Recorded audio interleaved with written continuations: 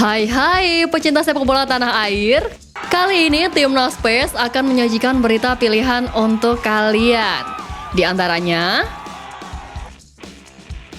Sintayong bungkam hatersnya di matchday kedua lawan Vietnam.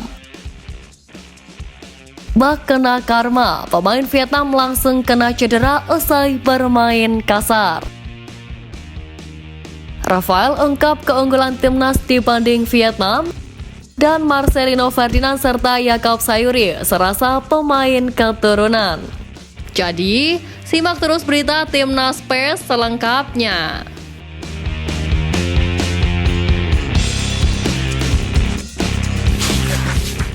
Timnas Indonesia baru saja menjalani matchday kedua grup D Piala Asia 2023. Sebagaimana diketahui, di laga kedua ini, skuad Merah Putih berhadapan dengan tim sesama Asia Tenggara yakni Vietnam. Laga yang digelar semalam di Stadion Abdullah bin Khalifa itu, skuad Garuda menang dramatis 1-0 atas tim berjuluk The Golden Star Warriors tersebut. Timnas Indonesia berhasil unggul melalui tendangan penalti Asnawi pada menit ke-42. Dengan kemenangan ini, Timnas Indonesia berhasil meraih 3 poin sama dengan Jepang, namun hanya beda selisih gol saja. Usai melawan Vietnam, kini skuad Merah Putih akan menghadapi partai pamungkas dengan menghadapi Jepang pada 24 Januari mendatang. Diharapkan Timnas Indonesia bisa minimal menahan imbang The Samurai Blue sehingga berpeluang lolos ke babak 16 besar Piala Asia 2023. Sebagaimana diketahui, Timnas Indonesia baru saja meraih kemenangan pertamanya di Piala Asia usai mengalahkan Vietnam dengan skor tipis 1-0. Satu-satunya gol tercipta dari tendangan penalti Asnawi usai Rafael Struijk dilanggar pemain Vietnam di babak pertama. Di samping itu ada beberapa momen di laga tersebut yang paling disorot oleh supporter Timnas Indonesia. Di antaranya, di laga tersebut ada beberapa pemain penting Timnas yang tidak dimainkan bahkan tidak diikutsertakan Sintayong ke skuadnya, seperti Ramadan Sananta dan Sean Patinama. Untuk Sananta sendiri, dirinya tidak dimasukkan ke dalam skuad di 2 laga terakhir. Beberapa supporter pun menilai Sananta adalah senjata rahasia pelatih asal Korea Selatan itu untuk melawan Jepang di laga pamungkas grup D Piala Asia. Selanjutnya, laga yang digelar semalam itu serasa AFF, sebab Vietnam masih saja sering melakukan pelanggaran keras terhadap pemain Garuda. Paling parah tentunya saat pemain Vietnam menyikut Jordi Amat di babak kedua yang mengakibatkan hidung Jordi berdarah. Bak kena karma, pemain yang menyikut Jordi Amat itu terkena cedera dan langsung ditarik pelatih pada menit ke-77. Ada juga momen di mana Witan Sulaiman ditoel pemain Vietnam karena terpancing emosi.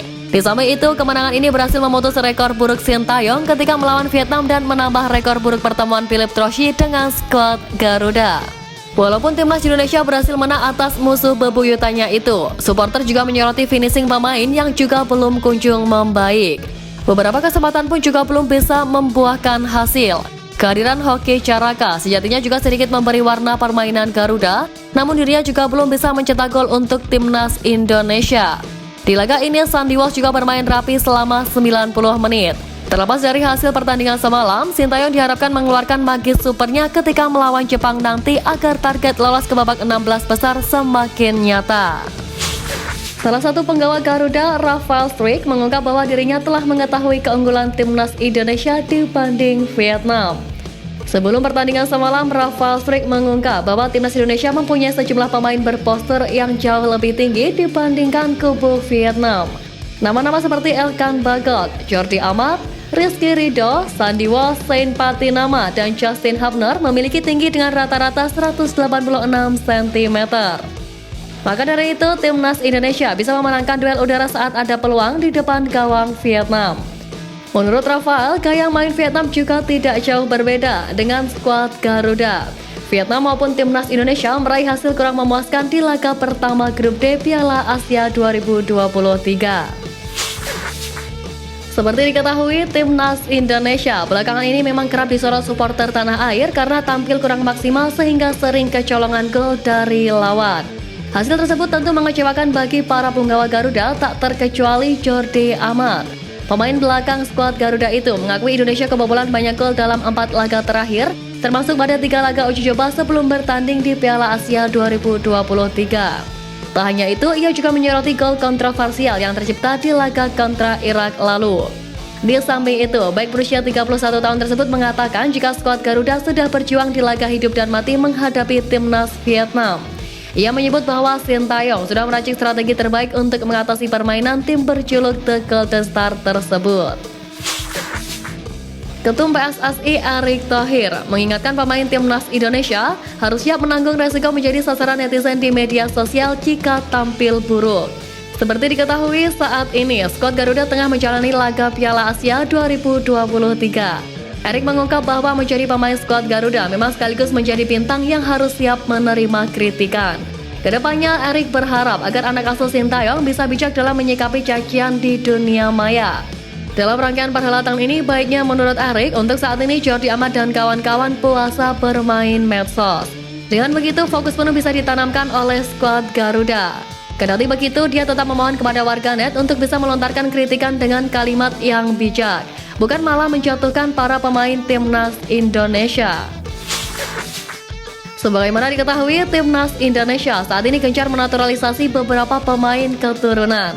Sebut saja di Piala Asia 2023, timnas Indonesia diperkuat oleh banyak nama keturunan. Adanya pemain keturunan memang banyak menimbulkan pro dan kontra di kalangan pecinta sepak bola. Tetapi banyak juga yang mendukung agar performa timnas Indonesia semakin meningkat. Striker timnas Indonesia Dimas Derajat membeberkan bahwa kedatangan pemain keturunan berdampak positif bagi skuad Garuda. Ilmu serta pengalaman mereka dinilai patut dicontoh oleh pemain lokal. Selain itu, striker yang berkarir di Persikabo ini membeberkan bahwa mental pemain keturunan diakui kuat. Maka dari itu, sebenarnya tidak ada perbedaan antara pemain keturunan maupun lokal. Semua memiliki visi misi yang sama, yaitu berprestasi untuk Indonesia. Kabar mengejutkan datang dari Bima Sakti yang kini tidak lagi menjabat sebagai pelatih timnas Indonesia U17. Hal tersebut diungkapkan oleh Ketua Umum PSSI Erick Thohir. Dirinya mengatakan pencopotan Bima Sakti dari kursi pelatih imbas hasil kurang memuaskan di Piala Dunia U17 2023. Kala itu, timnas Indonesia gagal lolos dari fase grup Piala Dunia U17. Di samping itu, diakui Erick Thohir bahwa PSSI sudah mulai bergerak mencari arsitek penggantinya. Bima Sakti sendiri saat ini masuk dalam jajaran staf pelatih timnas Indonesia U20 yang ditangani Indra Syafri. Timnas Indonesia U20 besutan Indra Syafri pun ditargetkan lolos ke Piala Dunia U20 2025. Skuad Garuda Nusantara diketahui juga sudah mulai menggelar pemusatan latihan. Menarik dinanti siapa yang akan menggantikan posisi legenda timnas Indonesia tersebut. Setelah timnas Indonesia dirugikan VAR, kali ini pemain Cina yang menjadi korban keganasan Piala Asia 2023. VAR dinilai tidak bekerja alias menganggur. Momen pertama VAR dinilai seperti itu saat teknologi ini mengesahkan gol kedua Irak ke gawang timnas Indonesia di matchday pertama grup D Piala Asia 2023. Momen kedua VAR dinilai tidak becus terjadi di matchday kedua grup A Piala Asia 2023 yang mempertemukan Lebanon versus China. Dalam laga itu, pemain belakang timnas Lebanon Halil Kamis bertingkah brutal dengan mengangkat kaki terlalu tinggi mengarah ke wajah gelandang timnas China yakni Dai Waisun. Namun wasit yang bertugas Ko Hyung Jin sama sekali tidak melihat VAR untuk melihat lebih jelas insiden tersebut. Lalu, apakah VAR benar-benar digunakan di Piala Asia 2023? Sampai kapan VAR bekerja bobrok seperti di ajang sepak bola yang notabene terbesar di Asia? Pada laga perdana timnas Indonesia kontra Irak, salah satu wartawan Suriah mengira Marcelino Ferdinand dan Yakub Sayuri merupakan pemain keturunan. Namun setelah mengetahui kebenarannya, mereka tidak percaya jika Marcelino dan Yakub adalah pemain asli kelahiran Indonesia. Nama Marcelino dan Yakub memang disebabkan asal orang tua mereka dari kawasan Indonesia Timur yang membuat nama mereka lebih bernuansa Latin. Keyakinan wartawan tersebut bahwa Marcelino dan Yakub adalah orang asli kelahiran Indonesia terkonfirmasi ketika mereka menyaksikan kolaborasi dua pemain itu menjebol gawang Irak pada menit ke-37. Mereka melihat dengan saksama wajah Marcelino dan Yakub di layar televisi di meja tribun media. Ia mengungkap bahwa mereka berdua merupakan pemain Indonesia yang bagus.